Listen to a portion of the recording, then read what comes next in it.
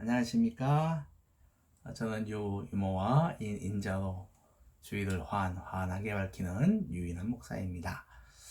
저는 인천 검단에 있는 건강한 작은 교회, 건강한 바른 교회, 성경적 본질을 따르는 진검다리 교회를 섬기고 있습니다.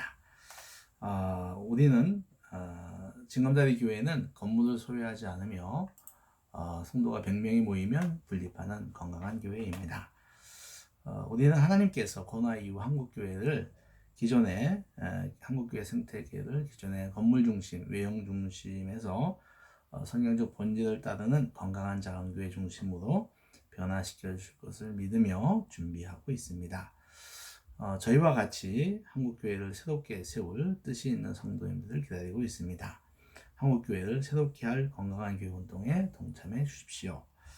마태복음 5장에서 7장은 우리가 흔히 이야기하는 산상수훈입니다. 우리 예수님께서 사람들에게 하나님 나라의 백성으로서 어떻게 살아가야 하는지에 대하여 여러 가지로 가르치셨습니다. 6장에는 저는 지금 산상수훈을 강의하고 있는데요. 5장부터 해서 지금 6장 하고 있습니다. 지금 주기도문 하고 있는데 주기도문은 그야말로 주님께서 가르쳐주신 기도로 모든 성도들의 기도의 표본이 되고 있습니다. 오늘 주기도문 6번째 시간으로 우리가 우리에게 죄 지은 자를 사하여 준 것 같이 우리 죄를 사하여 주시옵고 라는 부분입니다.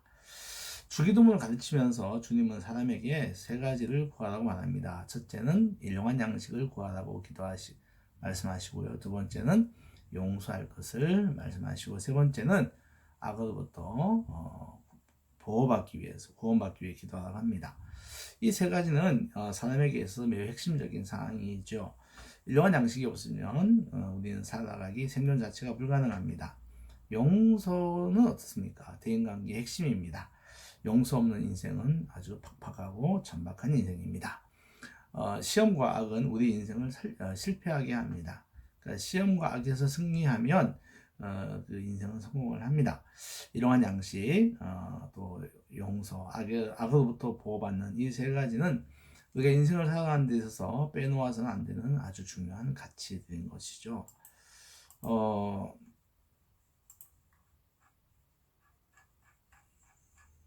예, 제가 온 걸 보고 해서 뭐가 좀 왔다 갔다 합니다. 미안합니다.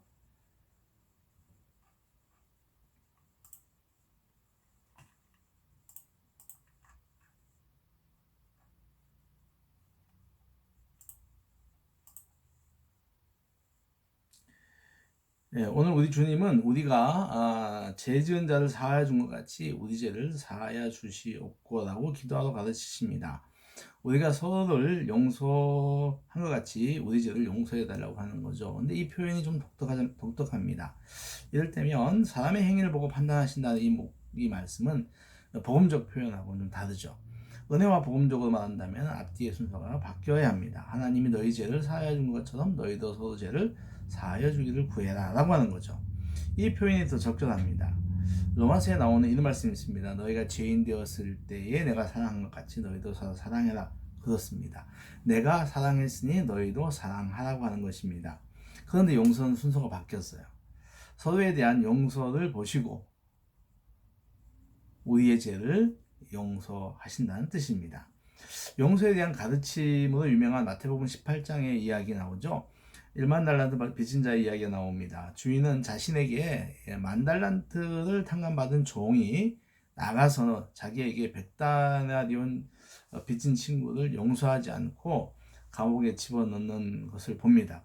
그 종을 다시 불러서 이런 말을 하죠. 내가 너를 불쌍히 여김 같이 너도 내 동료를 불쌍히 여김이 마땅치 아니하냐 라고 말합니다. 그러니까 복음적 순서로 말한다면 이게 맞다는 것입니다. 내가 용서했으니 너희도 용서해라. 근데 오늘 주님은 우리에게 순서를 바꿔서 기도하라고 합니다. 왜일까요? 생각을 해야 됩니다. 주님의 가르침 가운데 사람의 행동을 먼저 요구하는 것이 의외로 많습니다. 복음서를 보면 예수님께서 우리가 용서를 진심으로 구하도록 원하시죠. 마태복음 5장을 보면 그 산상수훈 지난 5장에 보면 형제와 거리끼는 것이 있으면 덮어두지 말고 먼저 화해하고 와서 하나님께 예물 드리라 그래요. 그러니까는 하나님께 예물 드리다가 형제랑 부다가 있으면 빨리 가서 화해부터 하고 오라고 하는 것입니다. 주기도문과 이어지는 오늘 6장 14절 15절 말씀도 이렇습니다. 너희가 사람의 잘못을 용서하면 너희 하늘 아버지께서도 너희 잘못을 용서하려니와 너희가 사람의 잘못을 용서하지 아니하면 너희 아버지께서도 너희 잘못을 용서하지 아니하시리라. 사람이 어떤 선택을 하느냐에 따라서 주님도 하나님도 그리하시겠다는 것입니다. 특히 오늘의 주제가 되는 용서에 대하여 주님은 베드로에게 말씀하십니다. 베드로가 묻습니다. 주님, 얼마나 용서해야 됩니까? 주님 말씀하십니다. 7번 아니라 7번에 70번, 490번이라고 한 거죠. 이 말은 실상 평생 계속 용서하라는 뜻입니다. 마태복음에 이 말씀이 있습니다. 너희가 각각 중심으로 형제를 용서하지 아니하면 내 천부 하나님께서도 너희에게 이와 같이 하시리라. 용서하지 않으면 하나님도 너를 용서하지 않겠다라고 하는 뜻입니다. 이처럼 용서는 인간에게 먼저 요구되는 덕목으로 신앙의 본질 가운데 아주 중요한 하나입니다. 신앙의 본질이 되는 이유는 구약에서 형제에게 죄를 범한 사람은 곧 하나님께 죄를 범한 것으로 여겼기 때문입니다. 그리하여서 잘못을 보상할 때는 하나님께 제물을 드렸고요. 즉 속건 제물을 하나님께 제물, 즉 속번제를 드리는 일을 같이 했습니다. 즉 이웃끼리 용서를 구하고 용서를 받는 일이 서로가 임의로 하는 인간의 일이 아니라 하나님 앞에서 하는 것이라는 거죠. 그러니까 용서는 다분히 영적인 요소를 가지고 있는 영적 행위다라고 말씀드릴 수가 있어요. 이처럼 신앙의 뿌리가 되고 원리가 되고 대인관계에서 기본이 되는 용서, 과연 우리는 어느 정도 하고 있을까요? 용서는 상대방이 나에게 배반이나 또는 폭력, 범죄를 행하여 내 마음을 상하게 하거나 금전이나 또는 신체적 피해를 주었을 때 필요합니다. 용서는 그 사건으로 인하여 내 마음이 깨어지고 또 금전적 일어난 손실을 내가 받아들이겠다고 마음을 먹는 것입니다. 논리적으로 판단해 보면은 손해가 나고 감정적으로도 분노가 일어나지만 없던 일로 하는 것이 용서죠. 사람은 누구나 자신의 생각과 감정에 대하여 사랑받고 존중받고 싶은 본능적 욕구가 있습니다. 그런데 관계를 맺다가 배반이나 실망을 당하면 이런 본능적 욕구가 채워지지 않죠. 용서는 이럴 경우에 존재합니다. 용서는 말처럼 쉬운 것이 아닙니다. 오히려 매우 어려운 것이 용서입니다. 그리하여 용서를 하지 못하고 자신의 마음 감옥에 가둬둔 채 평생을 살아가는 사람들이 참 많이 있습니다. 아예 용서하지 않기로 결심한 사람들도 있습니다. 밀양이라는 영화를 다 아실 겁니다. 밀양. 엄마는 아들을 유괴하여 살인한 범죄자를 용서하기로 하고 면회를 갑니다. 범인에게 용서를 한다고 했더니 범인이 이렇게 말합니다. 나는 이미 회개했고 하나님께 용서를 받았다라고 하면서 그 피해자 앞에서 미안함도 없고 고마움도 없이 행동을 합니다. 굉장히 충격이죠. 이에 충격을 받은 여주인공은 내가 용서하지 않았는데 하나님이 용서했다는 게 되는가? 이게 과연 용서인가 하면서 의심을 하게 되고 결국은 기독교를 떠나게 됩니다. 이 영화에서 용서가 어려웠던 이유는 용서를 받는 사람의 태도입니다. 과연 그는 정말로 회개했을까요? 그의 회개에 어떤 진정성이 있을까요? 당사자인 피해자를 제쳐두고 하나님께만 하면 된다는 이 생각은 정말 용서를 힘들게 합니다. 그리고 용서를 하겠다고 할 때는 거기에는 화해로 나가겠다는 뜻도 있어요. 그러니까 용서는 내 속에서 일어나는 마음의 변화입니다. 여기에 비해서 화해는 그 대상자를 찾아가서 어그러진 관계를 다시 되돌려 놓겠다고 하는 뜻도 있습니다. 이 두 단어 용서와 화해는 동시에 일어날 수도 있고 그렇지 않을 수도 있습니다. 왜냐면요, 용서는 하되 화해가 안 되는 범죄자가 있습니다. 살인을 당한 피해자, 유가족이나 성폭행을 당한 피해자들은 범인과 화해하기가 굉장히 어렵습니다. 엄청난 정신적 충격에서 벗어나기가 무척 어려운 것이죠. 외상후 스트레스까지 겹쳐서 거의 공황 상태가 됩니다. 물론 시간이 가고 심리치료 등으로 나아질 수가 있으나 그 흔적은 없어지지 않습니다. 이런 경우 어떻게 해야 하는가 하는 것이죠. 용서는 내 마음에서 그 사람을 풀어줌과 동시에 그 사건의 피해자였던 나를 편하게 놓아주는 행위입니다. 즉 용서함으로 그 당시의 상황에 더 이상 매이지 않겠다는 거죠. 그러니까 용서는 다분히 나를 위한 거예요. 그러니까 그 사람과 관계를 회복하는 화해는 매우 어렵지만 용서는 내가 내 안에서 일어나는 거예요. 나를 풀어놓는 것입니다. 그러니까 용서와 화해를 좀 구분하면 좀 쉬워집니다. 우리는 용서하며 살아야 합니다. 우리가 용서해야만 하나님도 나를 용서해 주시고 상대방도 용서해 주십니다. 내가 하지 않으면 하나님도 하지 않으신대요. 주님은 우리에게 원수라도 사랑하라고 하시잖아요. 사랑은 용서가 없이는 불가능합니다. 용서가 없는 사랑은 가짜입니다. 그러니 주님 말씀에 순종하기 위해서라도 우리는 용서의 삶을 살아야 합니다. 용서는 하나님 나라 시민들이 가져야 할 생활의 원리고 표시입니다. 비단 말씀에는 사람이 하면 하나님이 하신다는 것처럼 순서가 있는 것처럼 보이지만 실은 이 둘은 순서라기보다는 동시에 일어나는 것으로 봐야 합니다. 따라서 우리가 서로의 죄를 용서하는 것과 하나님이 우리 죄를 용서하는 것의 순서를 논하는 것은 별 의미가 없어요. 하늘나라의 원리입니다. 우리는 복음 안에서 감당할 수 없는 만큼의 죄사함과 은혜를 받았잖아요. 이미 우리는 엄청난 용서를 받았습니다. 죄로 말미암아서 더러워질 대로 더러워졌고 오염된 존재가 우리입니다. 그런 날 주님은 용서하십니다. 그러니 우리 또한 이와 같이 내 형제 자매의 잘못을 용서해야 되면 어찌 보면 당연한 것이다 할 수 있습니다.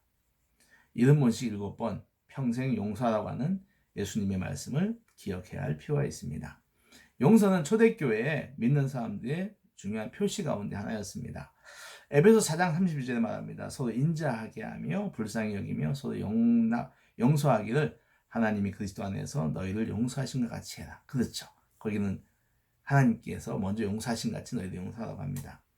문명이 발달하고 그 사이에 경쟁에 내몰리는 현대사회에서 용서라고 하는 단어는 점점 설 자리가 작아지고 있습니다.